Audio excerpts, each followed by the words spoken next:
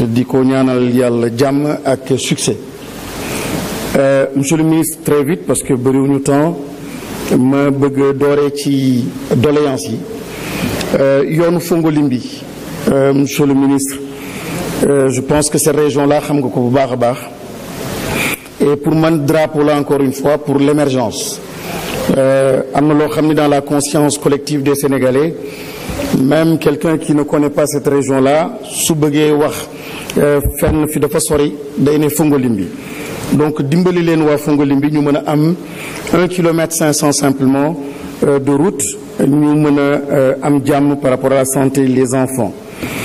Silakunda, juste à côté de Samekuta, ça fait longtemps que cette doléance-là elle est portée, mais malheureusement kenn mënu ci accéder boobu ba léegi.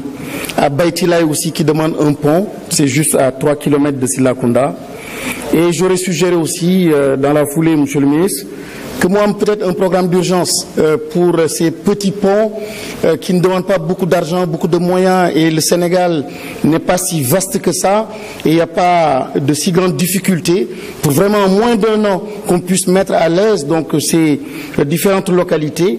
Je pense qu'il y a moyen quand même de les aider parce que sonn nañu metti na surtout ci temps nawet. Ma bëgg wax tamit problème insécurité dans la ville de Kédougou. Les gros porteurs camions Dakar-Bamako passent par Kédougou et il y a beaucoup d'accidents, beaucoup de morts. Il était prévu une voie de contournement. Il serait peut-être bon ñu mën ko réaliser rapidement pour protéger les populations. Enfin, la ville, la région, la capitale donc de cette région-là, Kédougou, pas 0 kilomètre dans la ville. J'espère que soo fa demee bi yoon xam naa ni sax xam nga région boobu parce que passé nga fa un séjour. Ce sera peut-être l'occasion pour mën a définitivement mettre à l'aise donc les populations de Kédougou, la ville, qu'elle soit un peu plus moderne. Les considérations générales maintenant, monsieur le ministre. Monsieur le ministre, l'indice de performance de la logistique classe le Sénégal 141e, bien loin derrière le Bénin, le Mali, le Rwanda, la Côte d'Ivoire, le Kenya. Le Bénin 76, le Mali 96, Rwanda 57, la Côte d'Ivoire 50. Nous, la place 141e place. Monsieur le ministre, ça veut dire quoi? Beaucoup d'investissements, mais peu de performance. Parce que réaliser des routes, des ponts, la finalité, c'est la performance. C'est pour permettre en fait d'être rentable, d'être compétitif. L'exemple, c'est le riz indien et le riz donc produit par les Sénégalais. En termes de productivité, nous sommes autour de 6,5 tonnes à l'hectare. En Inde, ils sont à 3 tonnes à l'hectare.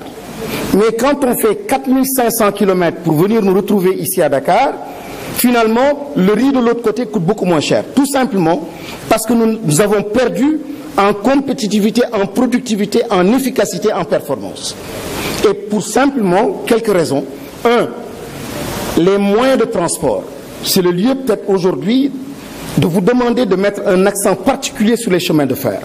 Et vous avez vu récemment avec la pandémie de la Covid, ça a pris 3 mois pour acheminer donc les denrées vers donc les destinations. Simplement parce qu'il n'y avait plus de route, plus de circulation, mais si on avait ces chemins de fer-là, si on avait un bon maillage, je pense que vous n'aurez pas connu ces problèmes.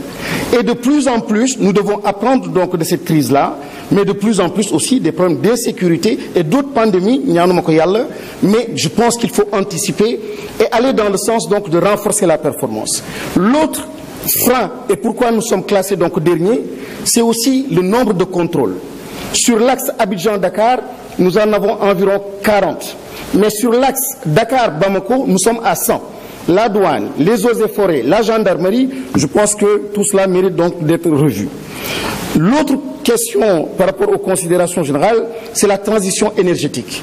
Il y a une certitude sur demain que nous avons, c'est 2025, il y a certains constructeurs d'automobiles donc à combustion qui vont arrêter de fabriquer des automobiles à combustion.